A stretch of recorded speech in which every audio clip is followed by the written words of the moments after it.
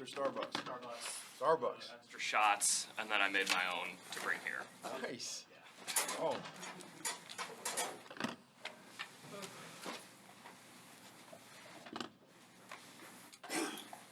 All right. So, just as far as watching the game, recapping the game, from what I saw, watching on tape, I thought, starting with the defense, everything that we saw yesterday, guys were flying around. The biggest thing is to be able to keep them from scoring touchdowns, and we've been doing that, which is always positive. I think at the end it speaks volumes of who we are as a team, picking up the end of the game there, getting a stop when we needed to. Those are never easy situations. Our defense did that. But getting tip passes, we talked about that all week. We did that. Just contested plays, wrapping up, tackling, all that stood out. It's everything that we saw. Offensively, I thought our guys did a good job. We hit a couple runs in there in the first half. We had that one series where we got, we had like 3 negative plays in a row backed up, and field position-wise that killed us. And so they did a good job schematically as well with their defense, and so some credit goes there. But I like how we had some situations just like we saw yesterday where we were able to move the ball, get some first downs in crucial situations, and then we all learned on that last play on offense to the ball security. We need to be better respecting the football as on offense, high and tight.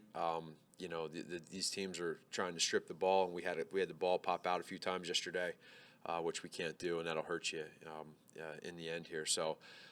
And then special teams wise, I thought for the most part was pretty solid. We did have, we had the missed field goal, which again, Cody knows that those, he's got to make, and we need to make those, and he will from here on out. But other than that, I thought special teams wise we were pretty good. You said yesterday that they played a lot more zone than he kind of thought.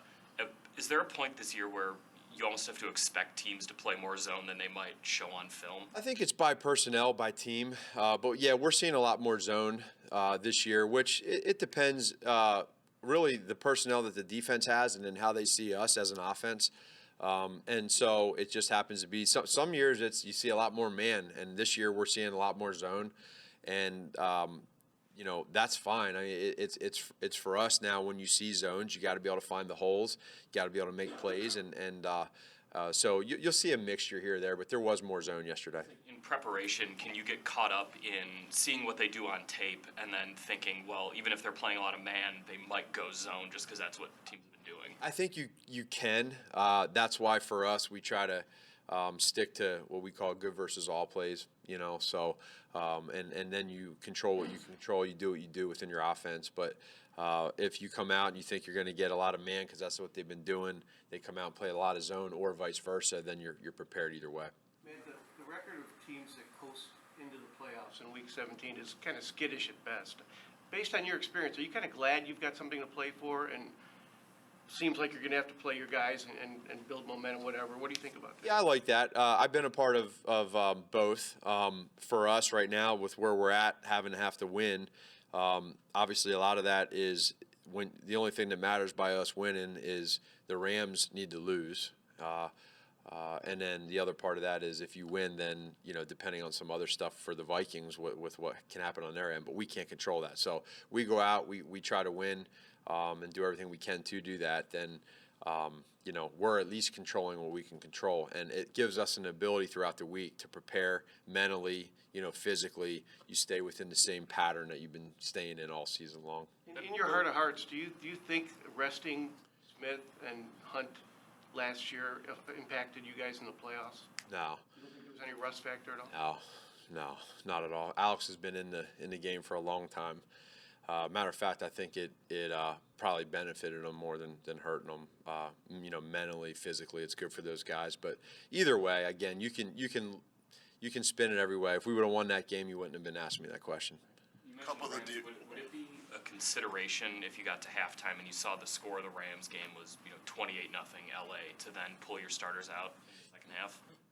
You have to be realistic in some of this. I don't know what that number is or where it's at, and it's going to be hard because you're so focused in on your own game. You know, I don't even know where they flash the scores at in our own stadium with the games. So we'll have to have we'll have a plan in regards to being smart. You got to be smart about it. I mean, if it's a complete blowout and word gets to me about that, and then we have to figure out what the best thing is for us. But we're trying to, we're going to win this football game. And I don't want our guys, our coaches, our players, I don't want anybody thinking any different. But I think in our situation, it's such a unique situation that I think it can be, any way you look at it, it could be criticized from any angle. So I don't know if there's 100% a right answer other than saying we're doing everything we possibly can to win.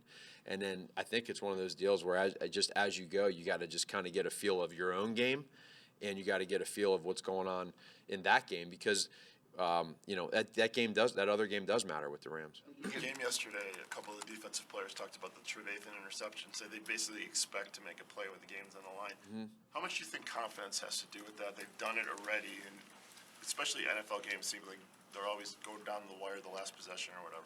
That's kind of been who we've been all year long. We've been opportunistic in that red zone. There's been some bend but don't break for us, and that's not like you just said. That's not the first time that's happened with getting a turnover in that area. So I love the fact that they're saying they expect that because that means they're believing in it, and then they're producing. Did you tell Kyle to go beat the Rams when you talked to him at halftime? No, I didn't get into that at the end of the game.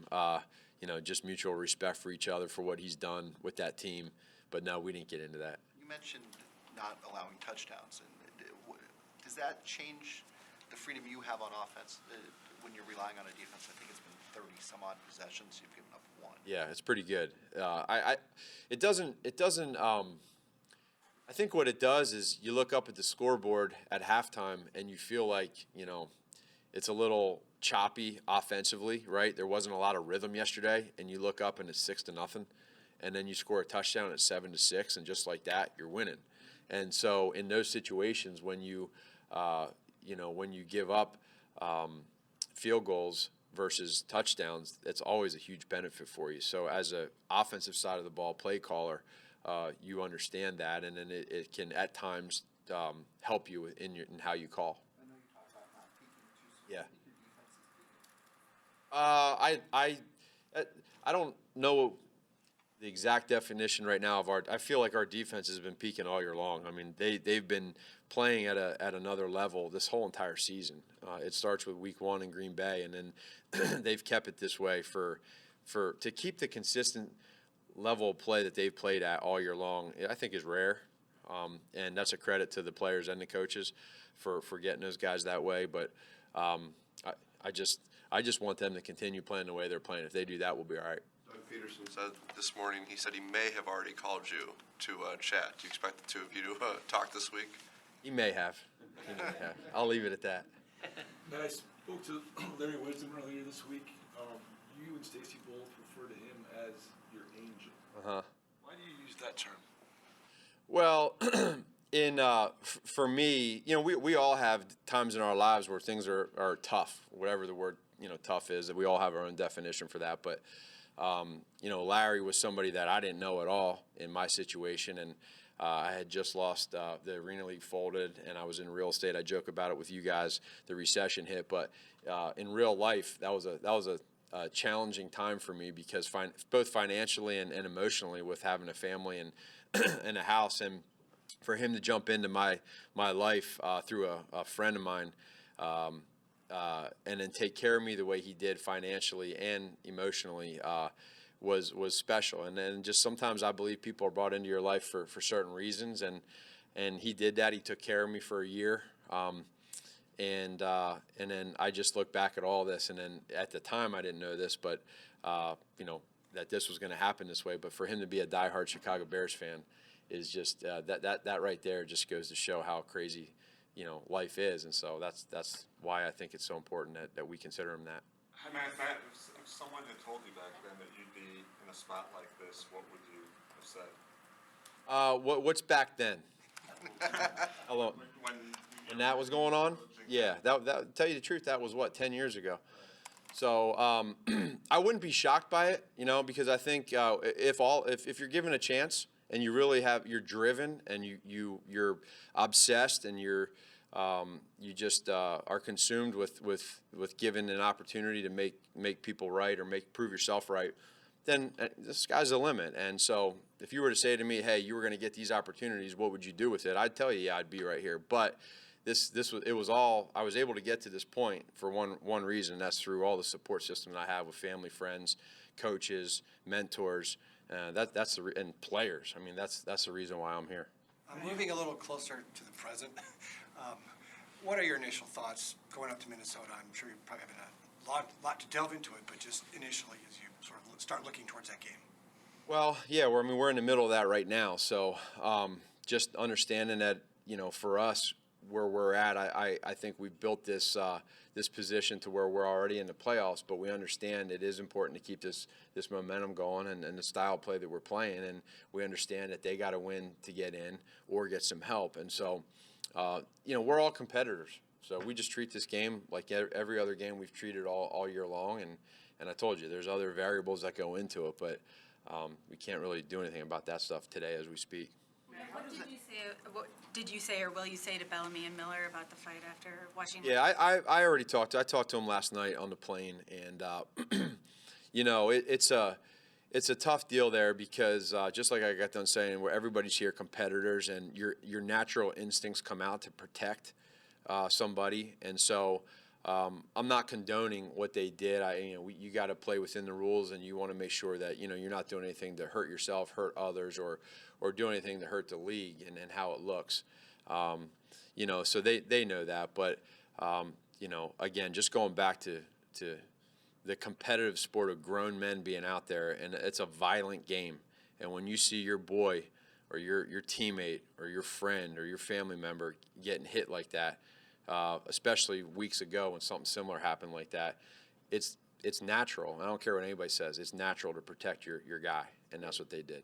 Kyle Long has been known to join those frays. Are you kind of glad, it was good judgment on his part not to get caught up in that? Yeah, you can. You're like, that's the worst thing, a guy on the sideline getting involved. Yeah, you don't want to. Again, I haven't been with our team yet, but we'll talk through, you know, how we handle those situations. And it's important that for the league's sake, for our players' sake, for their players' sake, that you handle it the right way throughout. But like I just got done saying, I mean, it's these guys they're competing their tails off, and both sides want to protect each other, and that's just a part of life. Does that warrant any sort of internal discipline for Bellamy and for? I'm not going to get into that, you know, with us here. We'll handle that internally with how we do that. But those guys know, you know, they understand how we want to be viewed as a team, the way we handle things and that sort of thing. But we'll deal with that inside. Man, how hopeful are you that Long will be able to play this week? I hope so. You know, I like to use this word, and I do believe in it, cautiously optimistic. I think that he's doing a good job right now. He feels good, and it'd be nice to get him out there. He'll be given a chance to prove that he's ready. Is it fair to say that this week in practice? Or? Again, I hope so. We'll see how he does and how he feels each day. But he last week I thought, you know, when he was in there, he looked good. But we gotta just kind of keep an eye on it day by day. Matt, does the potential for playing Minnesota in consecutive weeks affect at all how you approach Sunday? Not necessarily. It'd be different if you couldn't move it all, you know.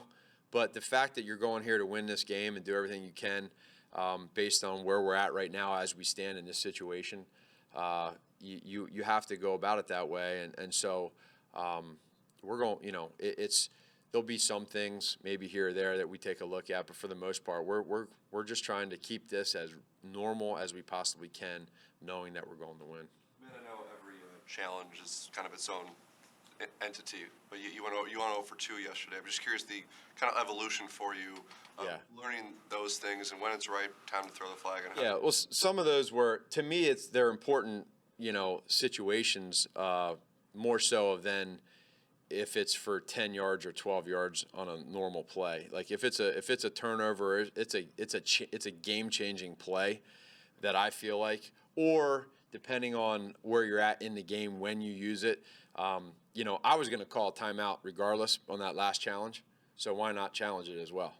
you know, so, you know, it just doesn't hurt to do those. So there's a lot, and there's sometimes that you guys don't know that, you know, but there's different. I don't like going 0 for 2. I wish I was better than that, because you want to make sure you don't lose those challenges. You need those, and when you lose the first challenge, right? You gotta know the situation of the game to know that you can't just be throwing out challenges wastefully, because you might need that down the road. Is that one of those kind of specific parts of being a head coach that in your first year that's just like a learning experience, or is everyone so different that you just Everyone's different, and listen. I'm going to learn on my way here, but I feel very confident in my game management skills. I've been that way my entire life, so there's going to be times where you're wrong, but I know time management, and I'll do that. I'll go up against a lot of people in time management. I know Allen Robinson was able to come back and finish the game after he was hurt yesterday, but do you see that injury as anything that'll affect him? We'll see. We'll see. We'll keep an eye on it. You know, he was a little bit sore yesterday, but we'll see here in the next couple of days when he gets back in here how he is, and then we'll just monitor it, you know, and then make a decision as we go. And when you took the Eagles job after working for Larry, you took a pretty significant decrease in salary. What did those sacrifices sort of mean for you and your family at that point? Well, I had the support from my wife, Stacy, of doing that, because it was a drop. But it was like Coach Reed told me when he offered me the job. You got your 1 foot in the door. You know, the rest is to get that second foot going. That's on you. And so he gave me the chance, and then the rest was on me. The money part of it, we knew over time. We just had to be patient and get through it, and we had to sacrifice some things. But you know, again, one guy gave me an opportunity, took care of me financially. Another guy gave me an opportunity for a future, and that's what's so cool about both those mentors. What did you have to sacrifice? What You said some things. Yeah, well, more financially, internally, with some of our finances on how we took some risks on some things to stay ahead. like the offensive line got a game ball yesterday. What did you like from their performance? Say that again? The offensive line, they had a game ball yesterday, at least on the Instagram, from yesterday's performance. What did you like from what they? I thought they played well. You know, they opened up some holes. I thought overall just collectively, it was a kind of a gritty game for us. You know, it wasn't a high scoring 54-51 game, but we did enough offensively to do what we had to do. Why do you want Akeem to break the team down? Again, sometimes I go with how I'm feeling within the last minute before I break it down. Other times I know going into it, and I just felt like he's had a really good season so far. He's really grown as a leader with this team, and then for him to have some tip passes yesterday, those are big plays. That's big. And I think it just goes to show how far he's come, and that we need him to continue being a leader as we go.